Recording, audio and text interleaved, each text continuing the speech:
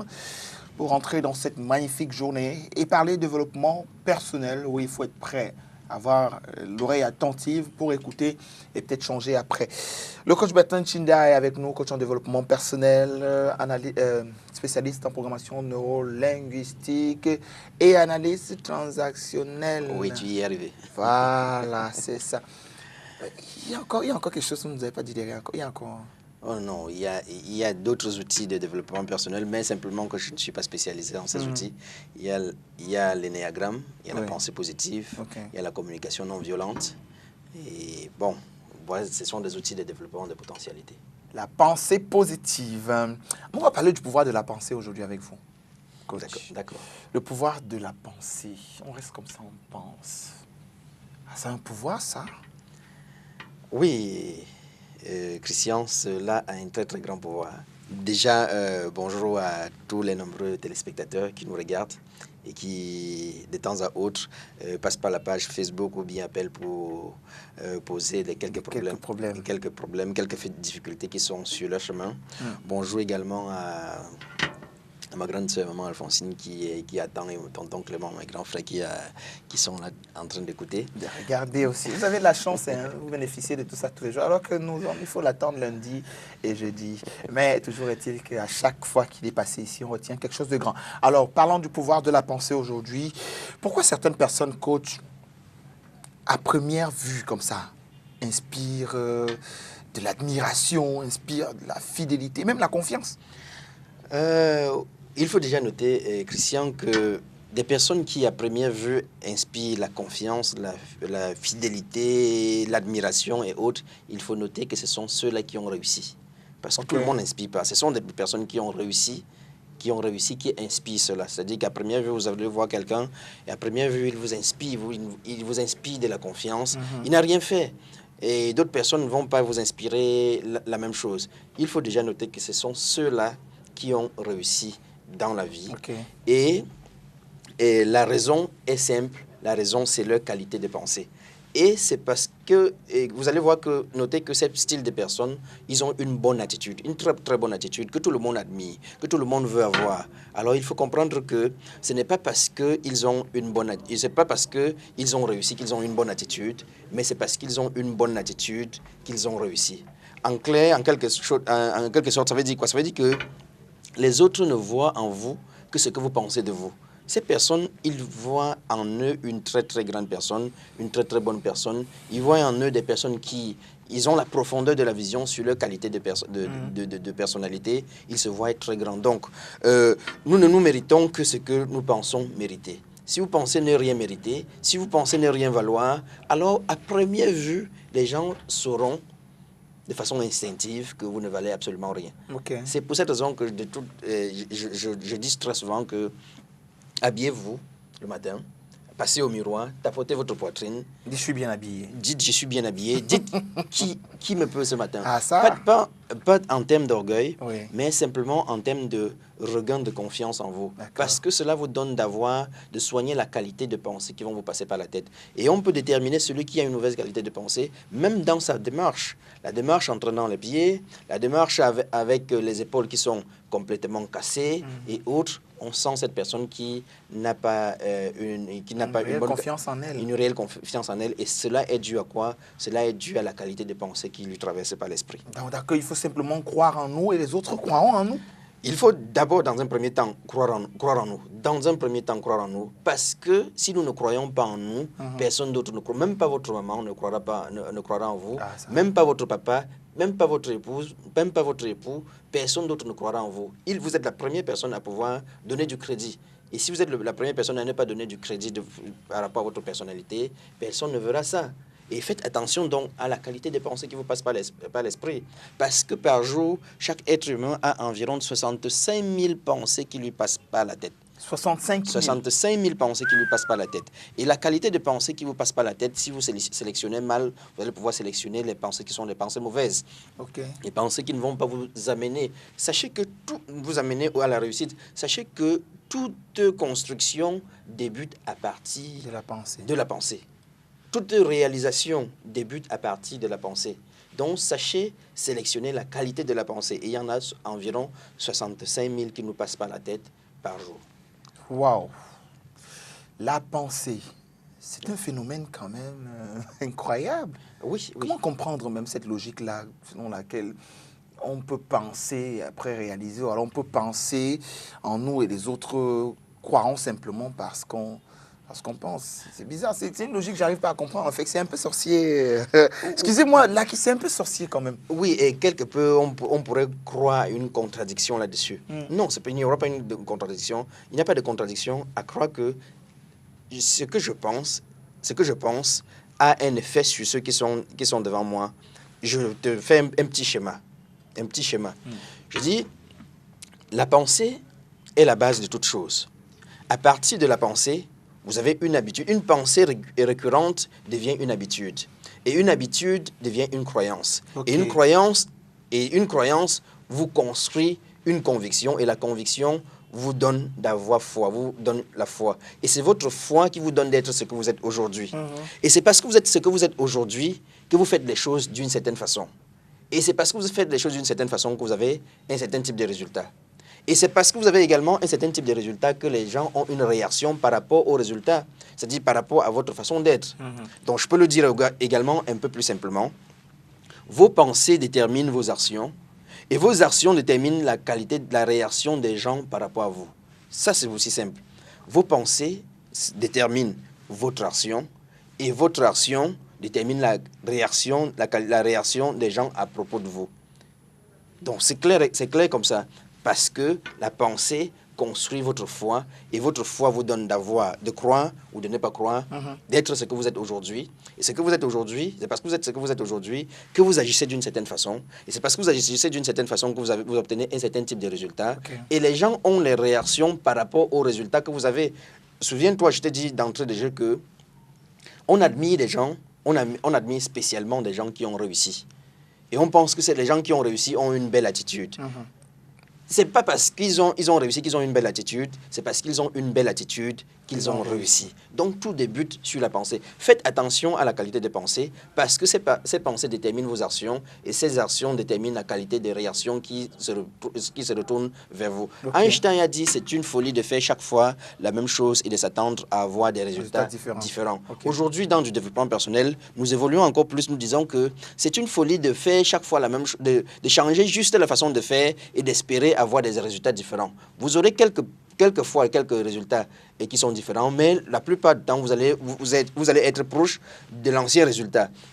Il faut donc aller changer la cause qui a créé la façon de faire, la façon d'être. Et cette façon d'être qui a créé la façon de faire, c'est cette façon de faire qui donne des résultats. Si vous n'allez pas changer la cause, et la cause ici, la cause première, la sémence, c'est la pensée. Soignez votre qualité de pensée. Quand j'insiste ici tous les jours, je dis, il faut soigner son cercle d'influence. La qualité des personnes avec qui vous marchez, la qualité des personnes qui sont vos amis, la qualité des personnes qui vous entourent au quotidien, ceux qui vous tirent vers le haut ou bien vers le bas. Parce que ceux qui vous tirent vers le bas, ils vous donnent des pensées contraires à ce que vous voulez.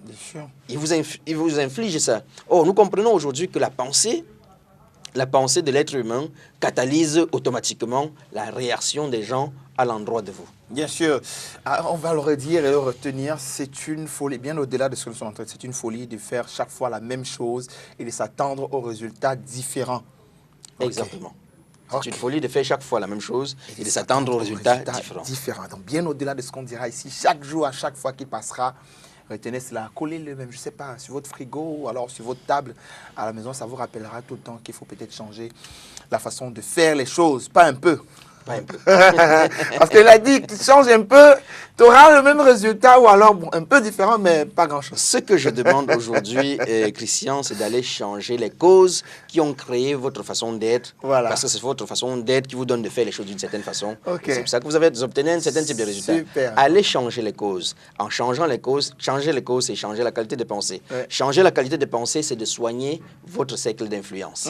Alors, je trouve un peu contradictoire hein, que vous nous demandiez que vous disiez que bon, ce qu'on voit chez les autres est ce qu'ils sont. C'est ça qui nous inspire la confiance. Oui. Mais souvent, on dit que l'apparence est trompeuse.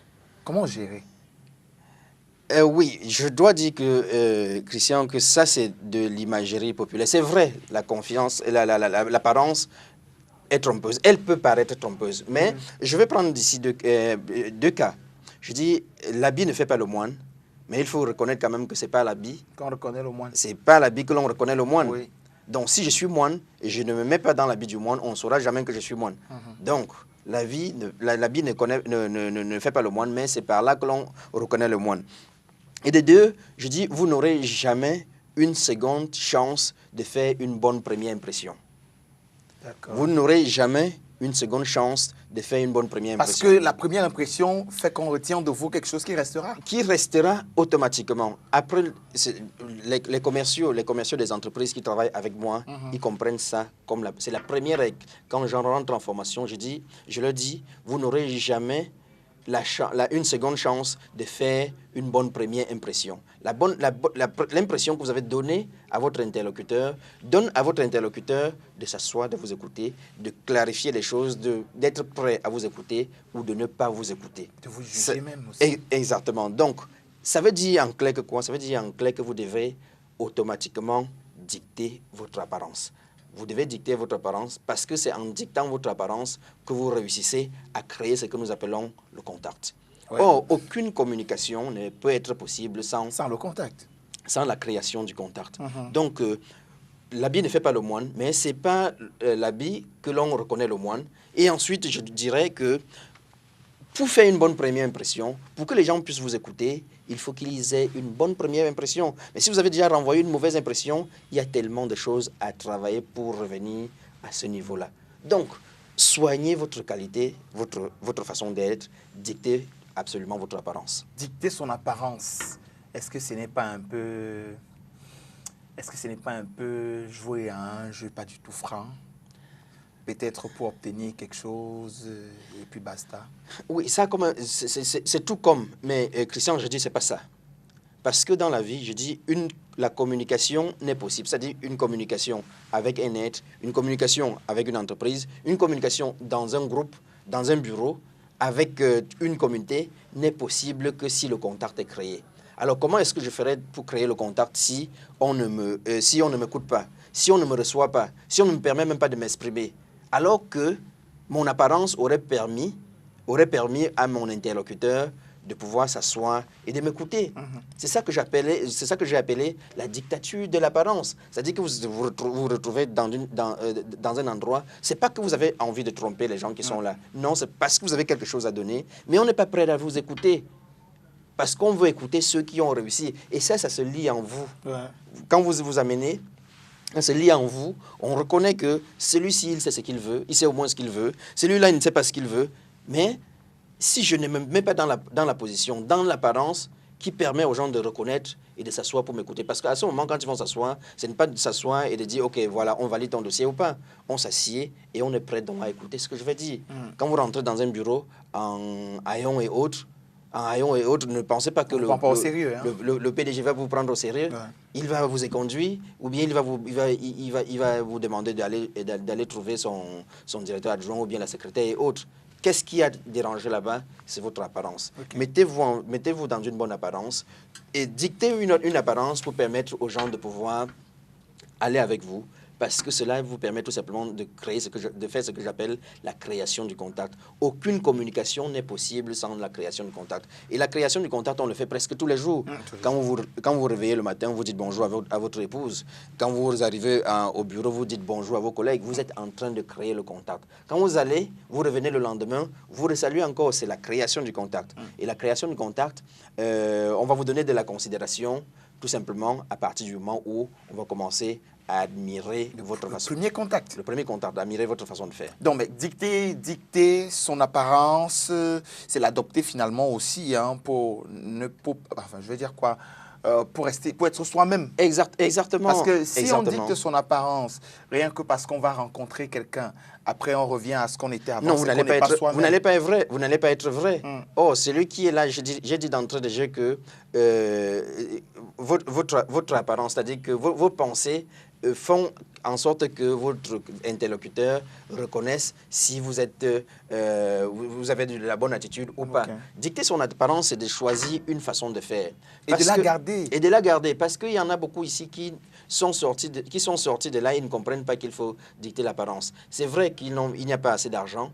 On n'ira jamais dans la poche de tout le monde ici et regarder, compter le nombre de billets qu'il y a à l'intérieur. Or, si vous voyez tous ceux qui sont bien habillés, bien vestés, bien cravatés et autres, vous allez dans leur poche, vous tapotez, vous finirez...